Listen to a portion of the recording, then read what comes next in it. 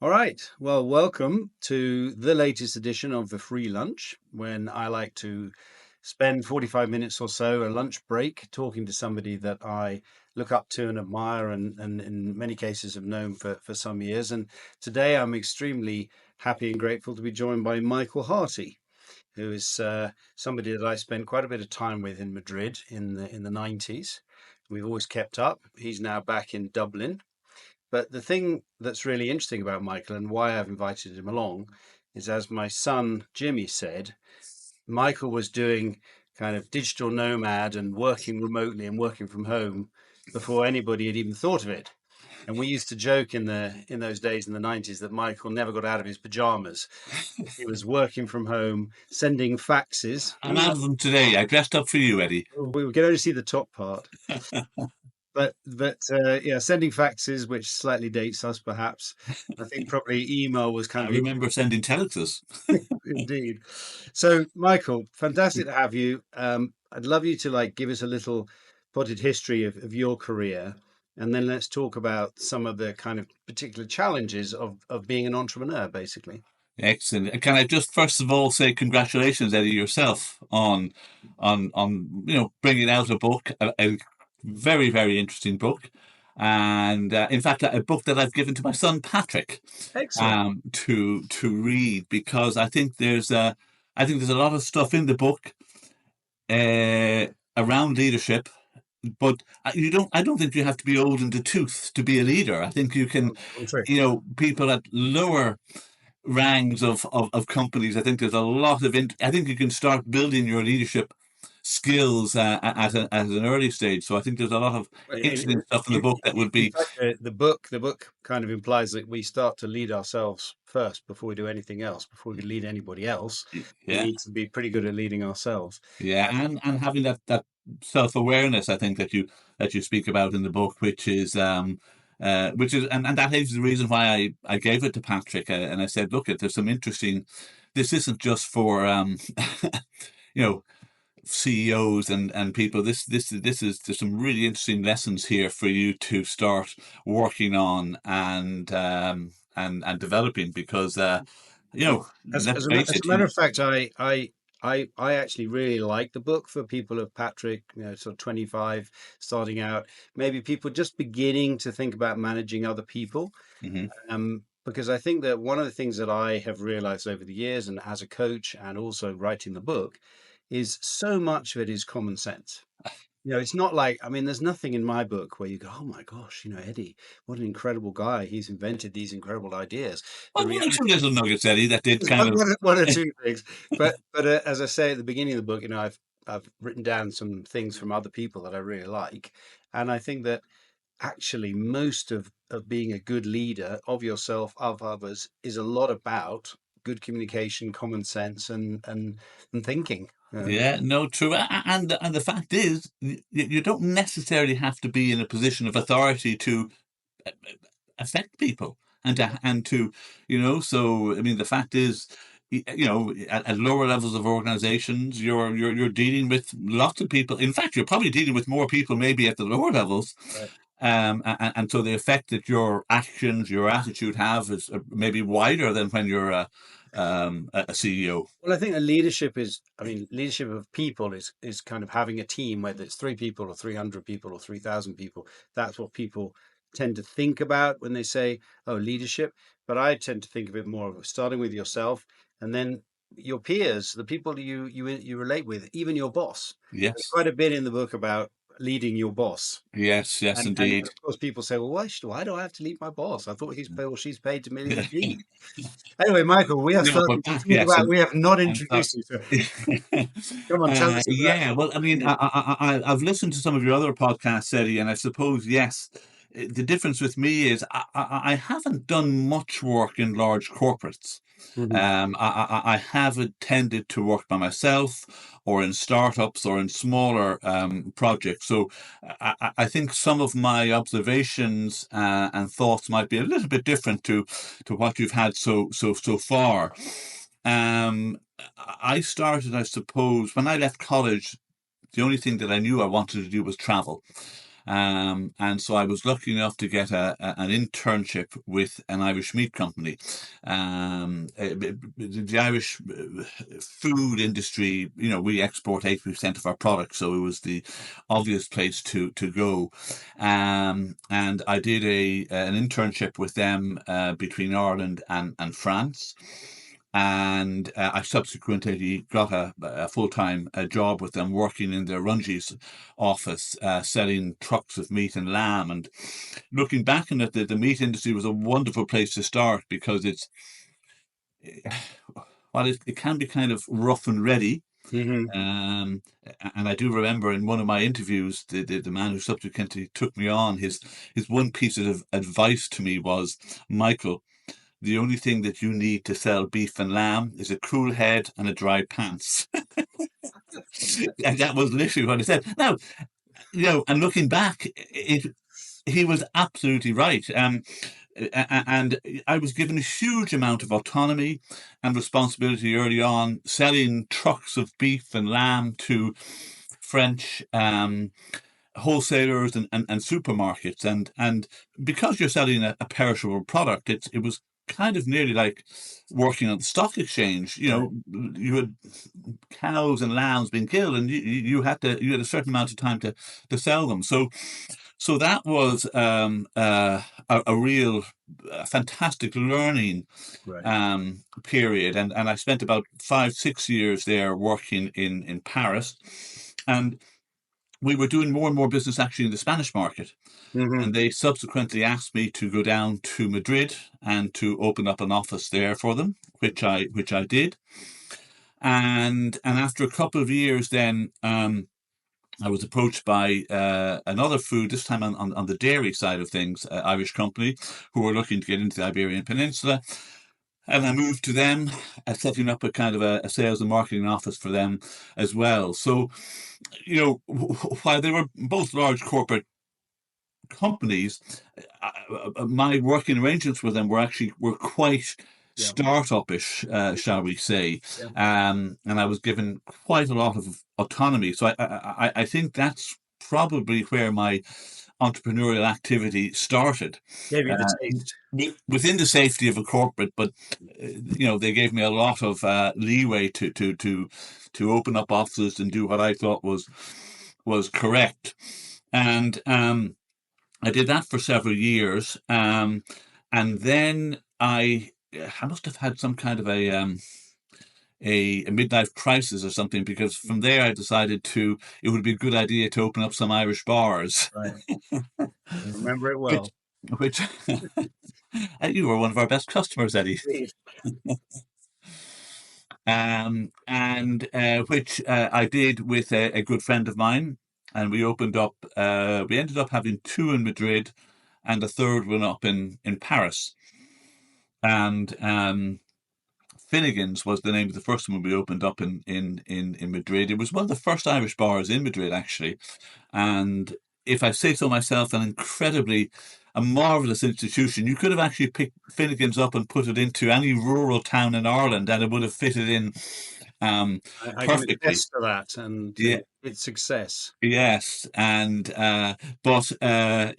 we were lucky that they were very, very, very successful. But conversely, actually, it's also one of my big regrets as well that we opened up Finnegan's. It did very well. It took us 2 years to open up our second, and about another year to open up the third.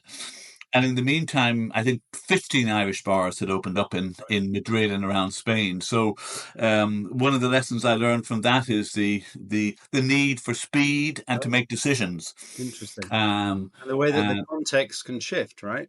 absolutely, absolutely. And we were on to a good thing, and there Context. was, perhaps we lacked a little bit of courage. Right. But I often look back at that time and sort of said, gosh, we could have had 15, 20 bars throughout Spain. So actually, if you just so thinking about that, so you just gave an example. You said, I think, looking back on it, wished you'd moved more quickly once you knew your idea was a success, and filled that vacuum and taken advantage of that context. Any other kind of thoughts from that period? If somebody came to you now and they said, "Oh, I think I'm going to open a bar in Dublin," what would be the two or three things that you would say to them?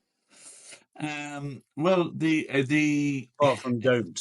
yeah, well, indeed. I mean, the interesting thing about opening up an Irish bar in Madrid was we were first movers. Right. And I think that's incredibly important. There's a risk, obviously, if you're a first mover because it hasn't been done before. Right. Um, but it also opens up huge opportunities. So if you're opening up a business in shall we say already well established, you want to make pretty sure that you're doing something different, that's something that's going to stand out. Right. I think also the hospitality it's funny. I mean, this podcast, Eddie, is about leadership and managing people. But the most difficult thing to manage, obviously, are people. Give me a machine any day. It's broken down. Oh, well, push that button, push this button, and unplug it and plug it back in again. So managing people is incredibly difficult. And in general, Mm. I would actually shy away from businesses that have a big people element, Right. unless I was certain there was a big opportunity. Right. Which I think we felt with the Irish bars in Madrid, it hadn't been done before. But also with the hospitality industry, there's no doubt about it. You know, in any business, your people are important.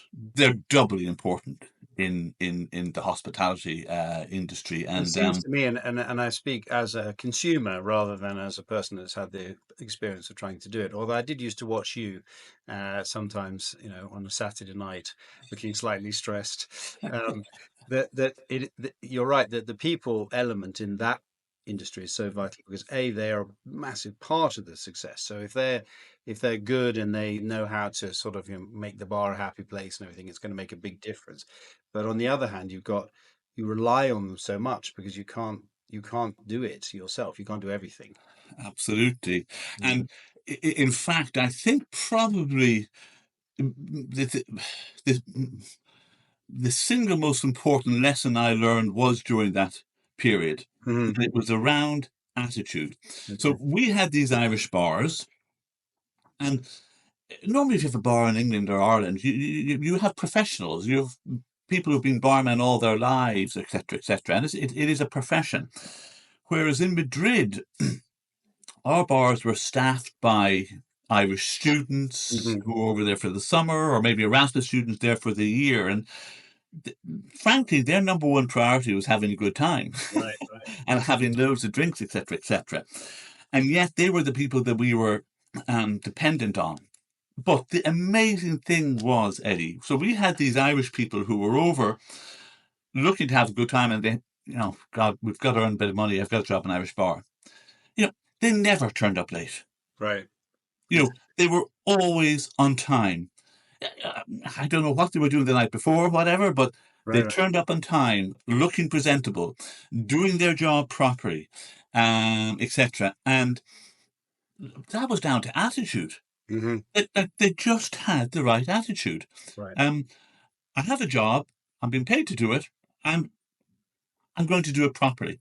right, And do you know what? It wasn't really high on their list of priorities. Their priorities were having pints and meeting girls and boys the night before. right. But they had committed to this, and so they were going to do it and do it properly. And the vast majority of them were like that. And it always struck me, gosh, what fantastic attitude. And in fact, interestingly enough, some of the better students, I've kind of kept track of them. Some of them Right. have gone on to great things. There's one girl, Roisin, she's now a kind of global marketing manager for one of the large hotel chains.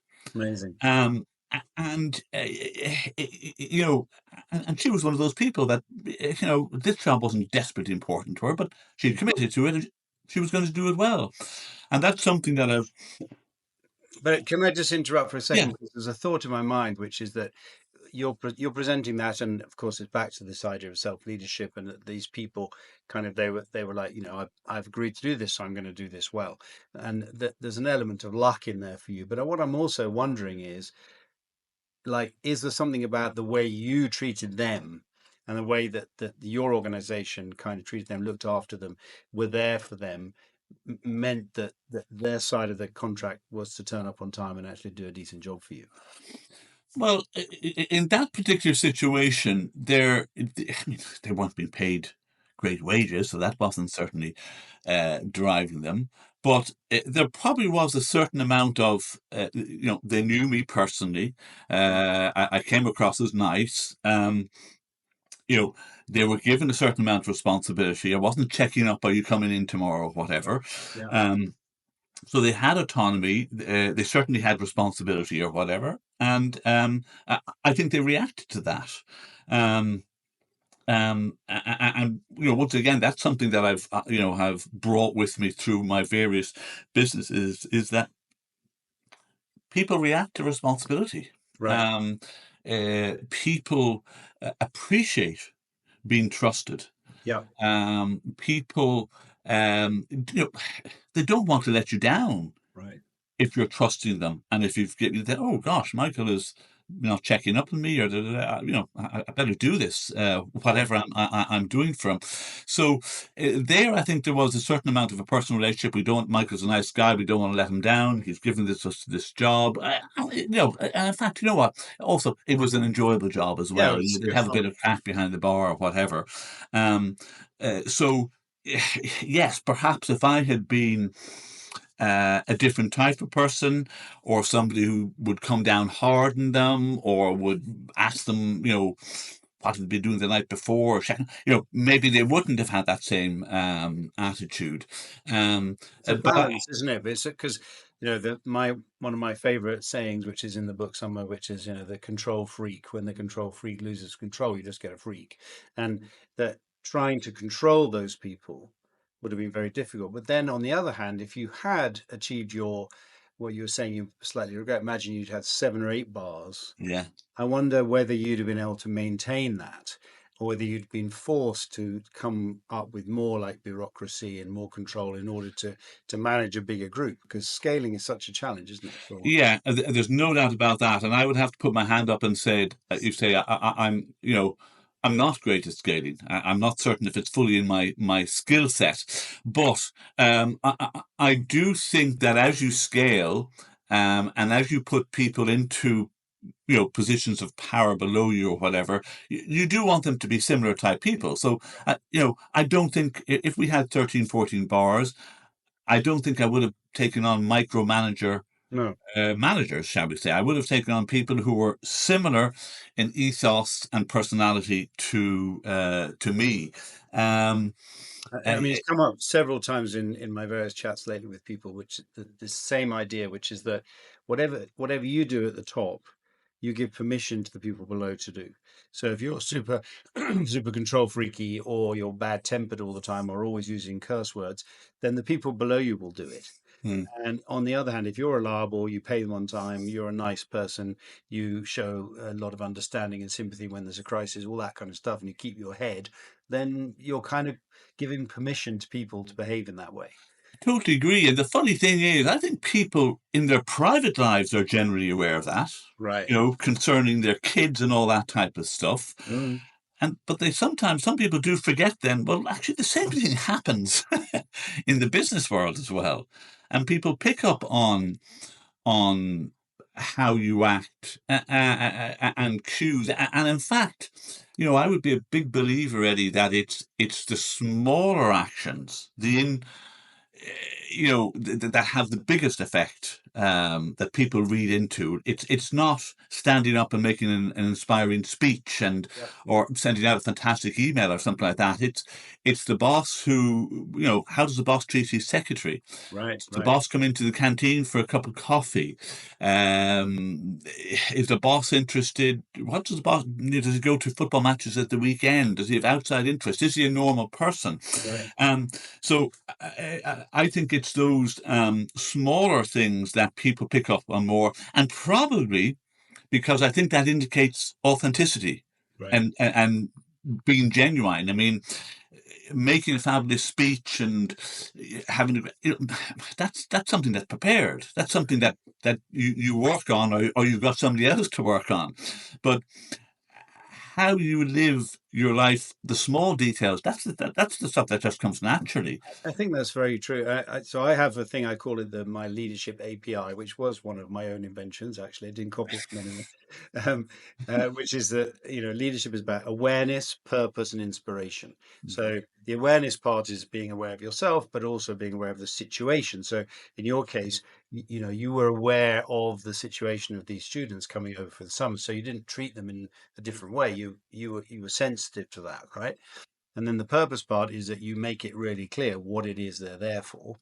And in the case of the Irish bar, it might be a relatively simple purpose, but nevertheless important that they understood, I know this is what Michael wants.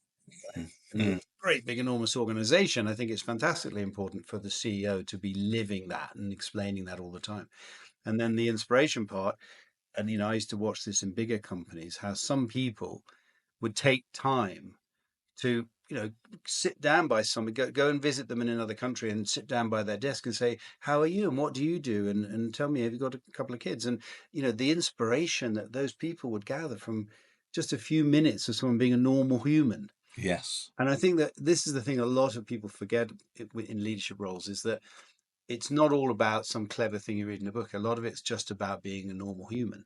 Mm. A little bit of time. Yeah, I think one of the most powerful things in life is be nice. Hmm. Now it sounds the opposite, but being nice, people react to nice people. Yeah. Nice people can be successful. Nice works. People react to that, and that authentic side as well. So that it's not a manufactured nice as well. And then another point we spoke about control there a little bit. I wanted to make, Eddie, as well, is that it's incredibly difficult to control people, Right. whether it be in a business, whether it be your own kids or whatever. Hmm. Nowadays with social media and all that type of stuff, it's unless you are literally going to be on top of them all the time, you can't control them. So the best way to exert influence or control is through your actions, education, Yeah. and helping people to to make the right decisions themselves. Like you want. I always want people to make the decisions. I don't want to make them for them, and very often as well, I, you know, I would let people make decisions that I'm pretty certain are wrong, Right.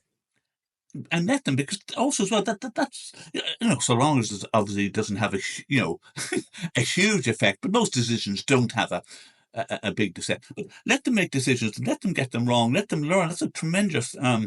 way to learn as well, by making wrong decisions or whatever in a somewhat controlled atmosphere. In fact, I think is it Amazon that kind of classifies decisions into two types: the open door, or the one-way door, and the two-way door. Right. And so, the one-way door are their decisions that you make and you can't come back on. So Right. they take a little bit of extra um, Bit of thinking extra about. pressure. Mm. Exactly. But the two-way door ones, you can make them and you can come back, and there's not, and those decisions are decisions that should be made, quickly, possibly with incomplete information or whatever, but make them and move on or whatever. So it's yeah, I am, I'm against control. I hate control. Or that control where it's a supervised control. I think it's a bit of myth, isn't it? I mean, I totally agree with you. I don't believe in control. I remember somebody else that I knew who ran a bar, and they had some cameras like in the above the bar, above the till, whatever, and then back in their apartment they had TV screens. And I said, do these people mind that? And they said, well, they're used to it, I think. I said, well, do you even look at it? He said, no, I never look at it, but they don't know that. I mean, I guess that there's something to be said for that sort of thing. But the the thing about it, and I talk about this in the book, this is what you're talking about is low ego leadership, right? Mm. So I think a lot of leaders have this idea that, hey, I'm the leader, so therefore I need to do certain things, I need to make decisions, I need to be the one. And I mean, I can remember working for people who would sort of listen to everybody talking and then say, right, stop, everybody can leave now. I am now going to think about this, and in the morning I'll tell you what we're going to do. Yes. The thing that's interesting about that is that what all the people did, including me, was go to the pub. So actually, what you Play the do, games, I hope, Eddie. of course, but what you do when you don't push that responsibility down is you leave it all with you, and you end up doing all the work. Yeah, And absolutely. by the way, when you get it wrong, everyone's like, "Yeah, you got it wrong." You messed up there. You messed up there. So it there's in the longer term, this adaptive concept of pushing down into the organization, not letting people off the hook, not letting them pass their work up to you. Yes. You know, that is a it's a challenging thing to do, but it's not. You know, as a leader, your role becomes another role Mm, amongst all the other ones that are going on, yeah. not just the sort of the big honcho and everything. Yeah, yeah. Well, the you know, I've set up various businesses, as you know, or whatever, and uh, my guiding principle, whenever I set them up, or my number one aim, is to make myself redundant. Interesting. Oh, perfect. I would so totally agree with that. That is, and if I can make myself redundant, but then I've put in place a good team. I've got good processes or whatever, and I'm not needed. You know, There's the 5% rule, which is that great leaders interfere 5% of the time. well, there you go, there you go. I wonder, do I even reach the 5%, Eddie? And You, some people you've might call probably it. got businesses running that you forgot. Well, my wife does say she worries when I come in the evening in case I've got a new business card. Oh, look what I've set up. But Yeah, I in fact do remember your wife telling me once that she picked up a business card and was very surprised it had your name on it. yes. But yeah, But it is as I said, making yourself redundant or whatever, and only getting involved to that 5% or whatever, as you mentioned, is that's incredibly empowering for the other people. Now, what it does mean, of course, Eddie, that what becomes very important is recruitment. absolutely. No, and I mean, I've worked. I do work with more often work with more established kind of professional service businesses or whatever, because that's kind of my background. But I do have some clients who are more in the sort of entrepreneurial setting up, trying to scale. And one of the things that we always end up discussing is, can you take a holiday? Right? Can you go away for 2 weeks and leave everybody to run this business without you? It's amazing how most of these people can't, Yeah, because something will go wrong, and then all roads lead back to them, right? yeah, Oh well, yeah. Michael's not here, so he'd hear a bit more about it. But like when occasionally I have conversations with often young people who've got some brilliant idea, and I have my sort of extremely simple thing, which is that you've got to work out what problem you're solving, and you've got to work out how you're going to make money from it, right? It seems to me that quite often that the younger folk, they've absolutely nailed the problem they're going to solve, Hmm. and there's money flowing about, Hmm. but it's not going to end up back with them. Um, And so therefore it's kind of, okay, this is a wonderful idea. I mean, I think a lot of the app type things are like that, yeah, which is that someone comes up with an app that it absolutely solves a problem. But how do you generate money from it? How do you turn it yeah. into a business? Because you can't hire people Hmm. until you've got an actual money flow, etc. So I Yeah. don't know if you've maybe, because you've done so many different businesses, I'm not sure whether you might have an example of one that wasn't a success or something that you learned along the way. Along that Yeah, well, I mean, I think I actually believe, there's a lot of talk about, setting up your own business and being an entrepreneur, it's very difficult and all that. I actually don't think it's that difficult. I think if you do a little bit of homework around your thought, your idea, the market, etc., um, you can get a business up and running. Now, it might not blow the lights out, hmm you know, but it'll cover its costs. It will, give you some kind of an income or whatever. And you might decide, okay, well, look, that really hasn't gone gangbusters. I'm going to try something else. I will close it down or sell it. But, it's I think it's actually difficult enough to lose a lot of money setting up businesses. Right. Right. So long as I said, you do that little bit of preparation thing. So, but there's no doubt about it. One of the most important things when you're running a business or when you're setting up business is to know when to shoot the horse. Right. When, Interesting. yeah.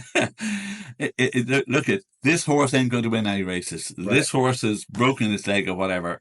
I've got to put it out of I think maybe we'll put it in the field because we don't want to it, step well, exactly. But then you're still worried about it, Eddie. Then you're still on. worried about You it. have to No, pay for you have to shoot it. You must shoot it.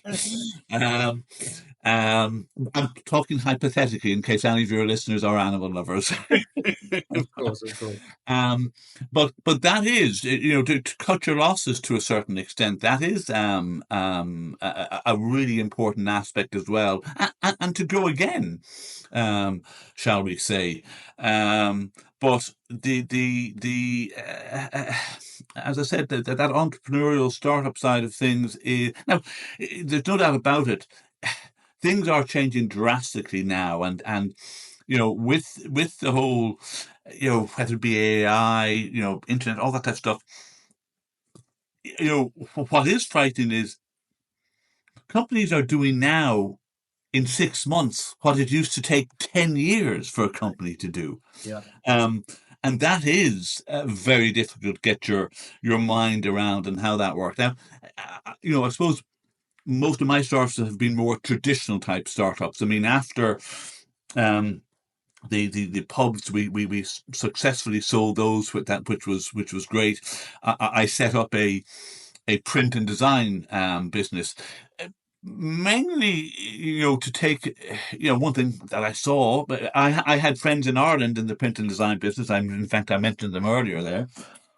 And one thing that I noticed was the huge disparity in pricing Right. between the Irish market and the Spanish market. And I said, oh, there's a arbitration possibility here. And so I set up a print and design business in Spain, but servicing the Irish market, Right. and we did very well, and we won some big government contracts. In fact, I remember the first our breakthrough contract was uh, for the Nice Treaty. It was one of the EU referendums that we had in Ireland. And we won the contract for the Nice Treaty because the government, posted out booklets on the Nice Treaty to everybody. And the wonderful thing was it was defeated, so it had to be run again. So, All so needed to be reprinted. absolutely, so we were delighted. So you were voting for the other side. Exactly. Um, but that was that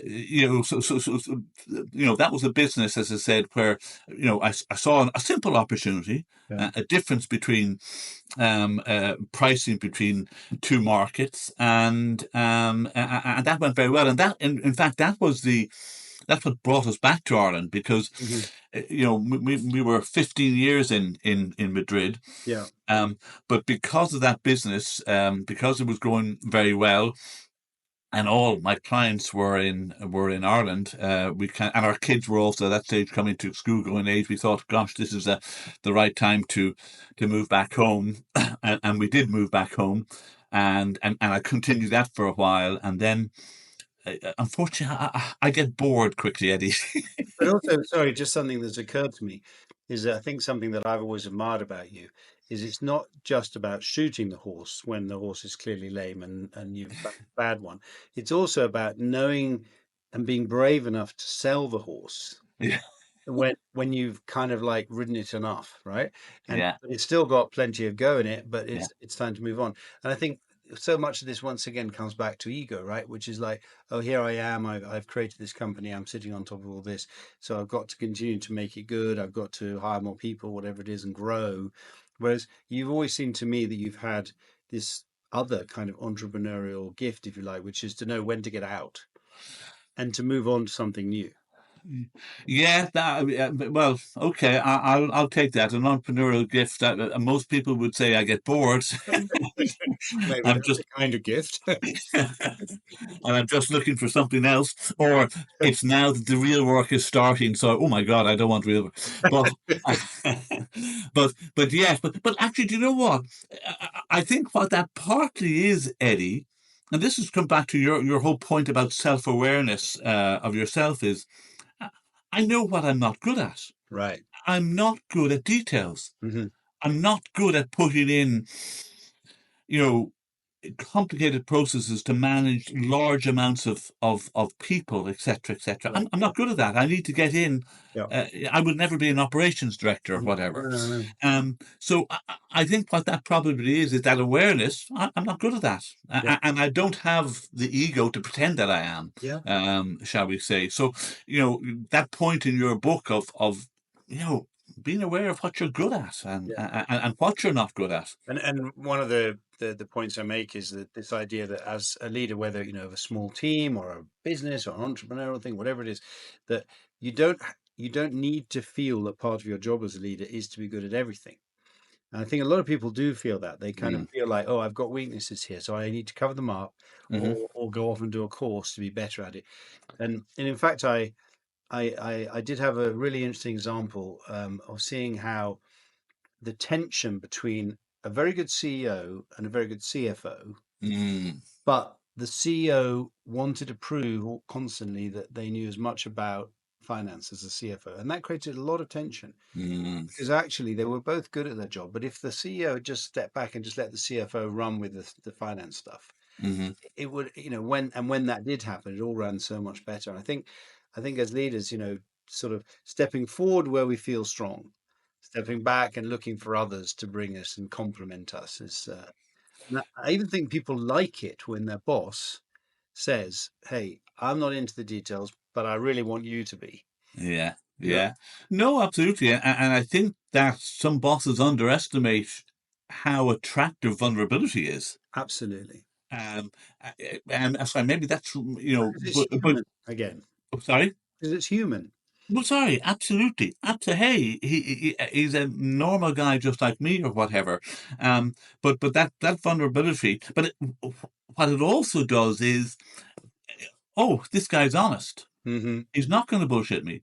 Yeah, He's telling me he doesn't know about this. He wants me to find out about it or whatever. I yeah, can trust him. yeah, So that vulnerability side, or it's a double. It helps in two ways. It creates that vulnerability, which can be attractive, but it also builds up that confidence. I can trust this guy. He's telling me the truth. He's not going to bullshit me, yeah. and that's incredibly important. I mean, one thing is interesting though. On my side of things, and the startups and whatever, one thing I have noticed is that if I'm starting a business, I do need to become an expert Right. in that area. Hmm. I do need to gain as much knowledge as possible, and that can be done nowadays. I mean, to be honest with you, information is so available Right. that one can become an expert very, very quickly in an Right. area, Yeah. and that's I do think some leaders like to put out, oh, the job I'm doing is incredibly complicated. Yeah. It's my 40 years of experience that enables me to do this and all that type of stuff. Right. Nobody's job is that complicated. Yeah. Yeah. And I think that if leaders are more honest and leave that ego aside, Mhm. that they aren't the only people who can do something, shall we say. I think that's a And I, powerful thing as well. I think that the leader, doesn't have to demonstrate this power all the time. they can demonstrate their power now and again. They can step in and show that they're actually worthy of the position of being leader. Yeah. A little bit of demonstration of, well, actually, what I know about this. Yeah. I'm just going to show you all why we need to do this differently. And then people are like, oh, the boss Yeah. actually is listening. The boss really does know what they're talking about. Yeah. Quite a good thing now and again to demonstrate. Yeah, no, and that's exactly what I mean by it is. When I start a business, I do need to become an expert, so that Yeah, not an in-depth expert, but when I'm talking to my team, that they do have that realization. Michael does have some semblance of knowledge. absolutely. No, I think it's super important. But I think also the other thing that's so interesting is like, so first of all, we have the S curve, if you like, of the business, right? So we start the business down here, and it's all about that startup time. And to your point, certain skills are needed. And then when we get sort of halfway up the curve, we need kind of different skills. So if we know that that's not really us, then your friend is smart enough to know, I'm going to hire somebody, and then my skill is going off for 6 months with my family, and they're going to continue to grow the business. But I bet you that that person is bringing complementary skills into that business, Absolutely. and that then, if whilst all that's going on, other things are happening. The world is moving forward. People are getting older. Mm. Technologies are changing. Hmm. New entrants are coming into the market. I mean, you made the point, like, had you done, 7 Irish bars at that particular moment, you might have made an extraordinary business because the market didn't have any Irish bars. Yeah. When you came to launch your second one, there were now five. Mm. I remember that. I can remember Yeah. that in Madrid perfectly. And I think that this also comes back to another thing that's mentioned in my book. With this idea that I don't like it when people talk about businesses like families. Hmm. I think that's a like a weak metaphor for businesses. I think they're much more about teams. And Hmm. so as time goes on, you know, somebody's skills become less relevant. Hmm. And it might be the boss. See what I mean? And Very often is the boss. I we've got to agree. be very careful of ignoring that evolution and kind of Hmm. thinking like, oh, well, I'm the boss. I'm really good at this. Or I'm doing it for 5 years. It's all great. And actually, you might be missing the most important point, which is that you actually don't know anything about social media. And that's how businesses like yours now are successful. Yeah. And so you've got to find somebody who knows about social media. Yes, too. And do you see what I mean? I think that people underestimate that evolution Mm. going on Yeah. around all the time. Well, absolutely. Well, I mean, I suppose. I mean, that is what leaders are dealing with. I think leaders operate in an area where information is incomplete, Right. where outside change happens.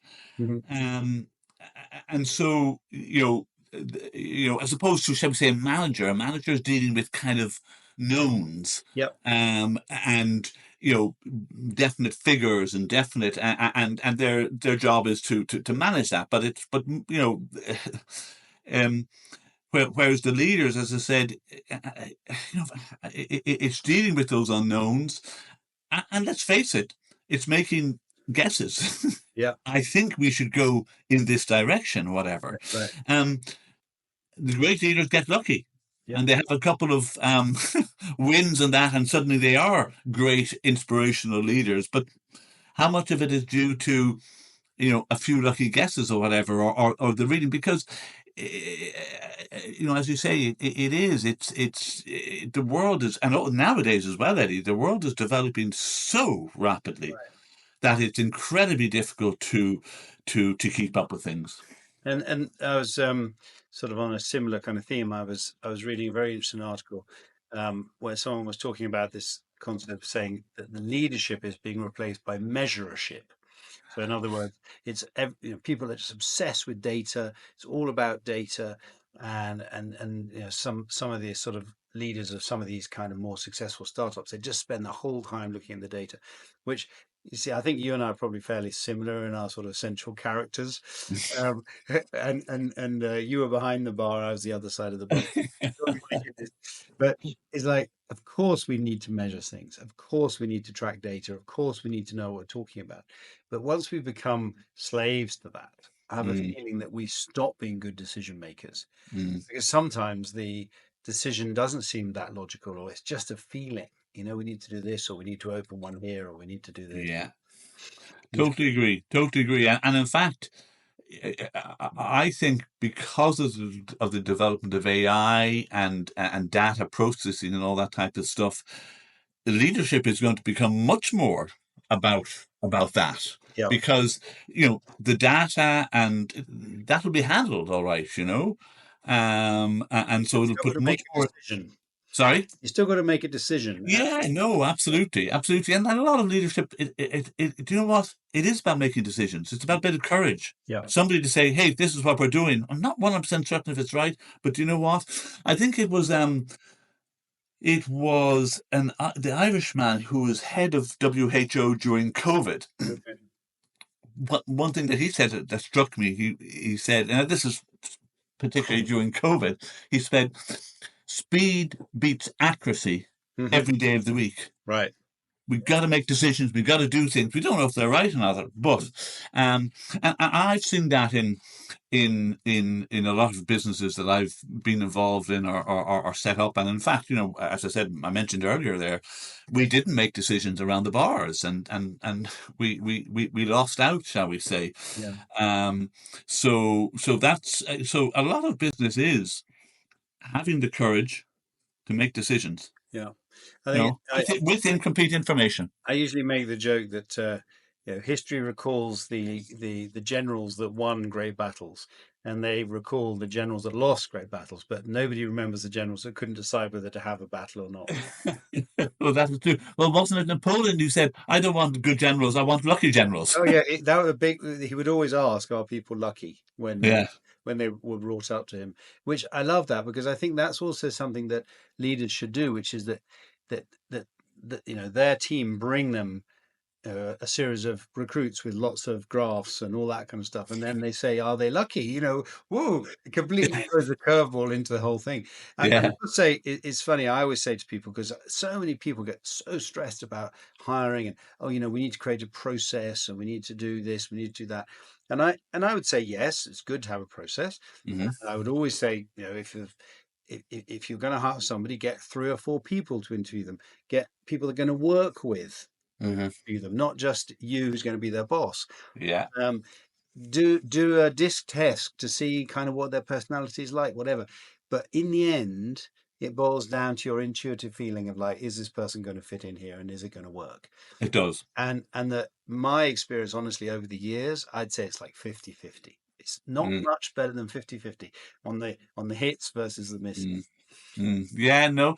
Yeah, well, I have to say, I have a lot of faults. I have a lot of things that I don't do well. Two things that I think I do well: delegation and selection of people. Mm. Now, maybe I've been lucky, but in the businesses I've set up, thankfully, and the reasons why they've been successful is I've been lucky enough to choose the right people.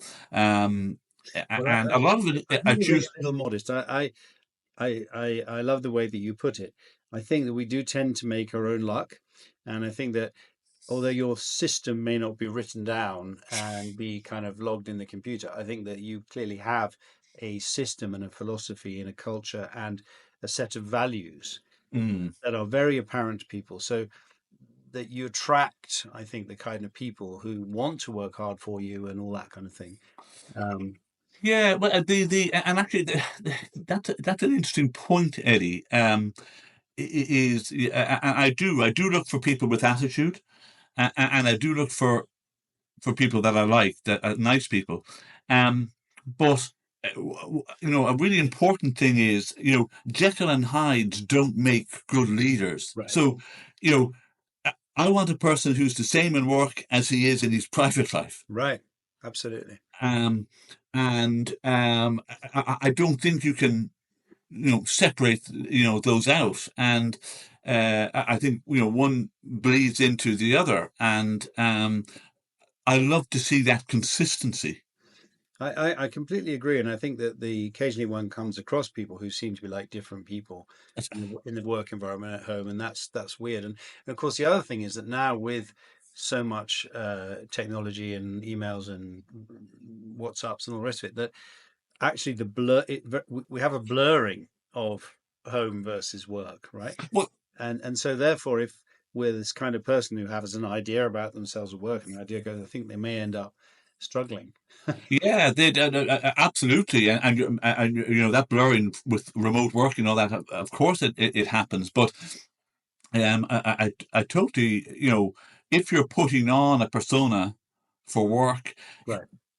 my experience is people are people pick up on things. Right. People aren't stupid, and people will pick up if you're putting on a persona or whatever. And you know, And if people you don't want to deal with the persona. and if People want you to deal with real people and genuine people. and And well, they might not like them or they might like them, but at least they know what they're dealing with. 100% consistency. And I remember once having somebody who worked for me who that they had children. They very much wanted to be able to sort of assimilate their children into their work life, and I was very happy for them to do that, to leave early to collect them all that kind of stuff. Yeah. Then it dawned on me at some point that this person was not allowing their team to do the same.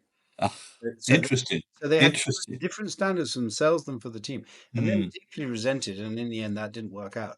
But Yeah. it's very interesting and fascinating where that would come from, right? If you feel good about doing something, and yet you create a situation where nobody else is allowed to feel good about that kind of thing, that's fascinating, isn't it? Yeah, well, it is why somebody thinks they have to operate in a different way Right. in business, and I think it does come down to ego, and I've got to appear tough, or I've got to appear, you know, rather than just being yourself. Being yourself is tricky, but it's an incredibly powerful thing as well, No, and people do. be yourself because everybody else is taken. Yeah, The okay, Mike. Amazingly, we have been speaking for 52 minutes. no. We're almost over our lunch break. Oh my! I'm only halfway through my career, Eddie. Exactly. I think we're going to have to do Michael Harty part.